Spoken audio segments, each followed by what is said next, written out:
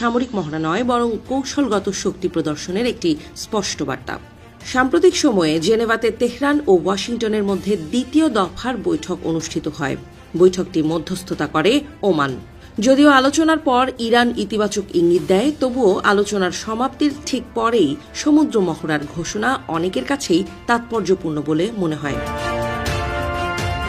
ইরানি গণমাধ্যমের তথ্য অনুযায়ী বৃহস্পতিবার ওমান সাগর ও উত্তর ভারত মহাসাগরের বিস্তীর্ণ এলাকায় যৌথ মহড়া পরিচালনা করবে দুই রাখে। সেই যুদ্ধের সময় যুক্তরাষ্ট্র স্বল্প সময়ের জন্য জড়িয়ে পড়ে। এরপর থেকেই মধ্যপ্রাচ্যে উত্তেজনা স্থায়ী রূপ নেয়। ইরানি কর্মকর্তারা অতীতেও বহুবার হরমুজ প্রণালী বন্ধের হুমকি দিয়েছেন। যদিও বাস্তবে কখনো পুরোপুরি বন্ধ করা হয়নি, তবুও প্রতিবার এমন হুমকি বৈশ্বিক জ্বালানি বাজারে উদ্বেগ সৃষ্টি করে। সামগ্রিকভাবে বিশ্লেষকরা মনে করছেন, ইরান ও রাশিয়ার এই যৌথ মহড়া মধ্যপ্রাচ্যের ভূ রাজনীতিতে নতুন করে উত্তেজনা বাড়াতে পারে।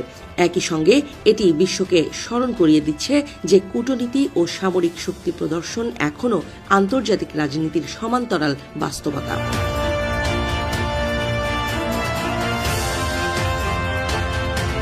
বন্ধ থাকবে বলে সতর্কবার্তা জানানো হয়েছে। কেবল এই মহড়াই নয়, সম্ভাব্য মার্কিন হামলার হুমকির মুখে নিজেদের সামরিক প্রস্তুতি তুলে ধরতে একের পর এক সামরিক মহড়া চালাচ্ছে ইরান। এর আগে 16 ফেব্রুয়ারি হরমুজ প্রণালীতেই মহড়া চালায় ইরানি বিপ্লবী গার্ড বাহিনী। সে সময়ও প্রণালী বন্ধ ঘোষণা করা হয়। এ অঞ্চলে মার্কিন সামরিক বাহিনীর উপস্থিতির প্রতি একটি চ্যালেঞ্জ হিসেবে চালানো হয় ওই প্রদর্শনী। এখানেই শেষ নয়, খুব শিগগিরই ইরান, চীন ও রাশিয়া হরমুজ প্রণালীতে আরও একটি সামরিক মহড়া চালাবে বলে জানানো হয়েছে। রুশ প্রেসিডেন্টের সহযোগী নিকোলাই পাত্রুশেভ কথা জানিয়েছেন। এই লক্ষ্যে এরই মাঝে ওই অঞ্চলে অংশ নিতে যাওয়া দেশগুলোর নৌযান পৌঁছেছে বলে জানিয়েছেন তিনি। সমুদ্রপথে বৈশ্বিক বাণিজ্যের অন্যতম প্রধান রুট হরমুজ প্রণালীতে এই যৌথ সামরিক মহড়ার আয়োজনকে রীতিমতো এক চমক হিসেবে দেখছেন বিশ্লেষকরা। রুশ সংবাদ মাধ্যম আর্গুমেন্ট-ই ফাক থেকে দেয়া সাক্ষাৎকারে পাত্রুশেভ বলেন, পশ্চিমা আধিপত্যের জবাবে রাশিয়া সমুদ্রপথে একটি বহুমেরু কেন্দ্রিক বিশ্ব ব্যবস্থা গড়ে তুলতে কাজ করছে। এ লক্ষ্যে ব্রিক্স জোটের সম্ভাবনাকে কাজে লাগানো হবে।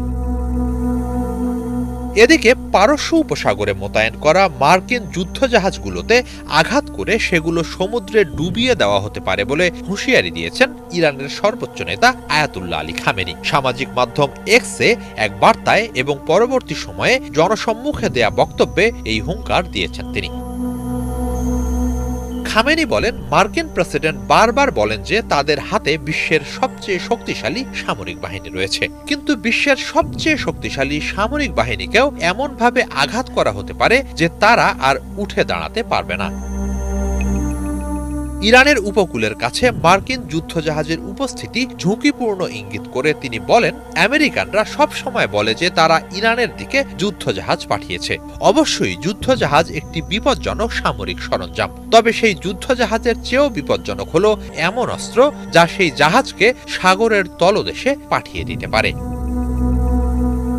ট্রাম্পকে সতর্ক করে দিয়ে ইরানের সর্বোচ্চ নেতা আরও বলেন, মার্কিন প্রেসিডেন্ট বলেছেন সপ্তাহব্যাপী বিমান হামলার মাধ্যমে ইরানের রাজনৈতিক ও সামরিক নেতৃত্বকে হত্যার পরিকল্পনা করছে ট্রাম্প প্রশাসন। মার্কিন প্রেসিডেন্ট ডোনাল্ড ট্রাম্পের মূল টার্গেটে আছেন ইরানের সর্বোচ্চ ধর্মীয় নেতা আয়াতুল্লাহ খামেনি। পাওয়া যাচ্ছে এমন চাঞ্চল্যকর খবর। পাশাপাশি ইরানের পারমাণবিক ও ক্ষেপণাস্ত্র স্থাপনাগুলোতেও হামলার পরিকল্পনা রয়েছে। 2003 সালের ইরাক যুদ্ধের পর মধ্যপ্রাচ্যে সবচেয়ে বড় সামরিক সমাবেশ ঘটিয়েছে আমেরিকা। প্রশ্ন উঠছে, এটি কি ট্রাম্পের সামরিক কৌশল নাকি ইরানের রেজিম চেঞ্জের নীল নকশা? উত্তর যাই হোক, আমেরিকা ইরান নিয়ে যে ভয়াবহ ষড়যন্ত্রে লিপ্ত তা এরই মধ্যে স্পষ্ট। মধ্যপ্রাচ্যে ইতোমধ্যে দুটি বিমানবাহী রণতরী স্ট্রাইক গ্রুপ মোতায়েন করেছে আমেরিকা। ইরানের নেতাদের হত্যার পরিকল্পনার পেছনে বেশ কিছু কারণ দেখছেন বিশ্লেষকরা, যার মধ্যে অন্যতম পারমাণবিক কর্মসূচি থামানো। ইরান বারবার বলছে তারা শান্তিপূর্ণ উদ্দেশ্যে ইউরেনিয়াম সমৃদ্ধ করছে, কিন্তু ওয়াশিংটনের দাবি এটি ভবিষ্যতে অস্ত্র তৈরির সক্ষমতা তৈরি করতে পারে। এদিকে ইরাক, সিরিয়া, লেবানন ও ইয়েমেনে প্রভাব বিস্তার করছে ইরান। এই রেজিস্ট্যান্স এক্সিস আমেরিকা ও ইসরায়েলের জন্য বড় চ্যালেঞ্জ। এছাড়াও ইরানের বর্তমান প্রশাসন সরাসরি পশ্চিমা প্রভাব মুক্ত নীতিতে বিশ্বাসী। আমেরিকার দৃষ্টিতে ইরান পশ্চিমা বিরোধী পররাষ্ট্রনীতি অনুসরণ করে, ইসরায়েলের অস্তিত্ব স্বীকৃতি দেয় না ও অঞ্চলটিতে মার্কিন সামরিক উপস্থিতির বিরোধিতা করে। ওয়াশিংটনের কৌশলগত চিন্তা হলো, যদি তেহরানে সরকার পরিবর্তন হয় তাহলে একটি পশ্চিমাপন্থী প্রশাসন আসবে, যারা পারমাণবিক কর্মসূচি সীমিত করবে এবং আঞ্চলিক নীতি বদলাবে।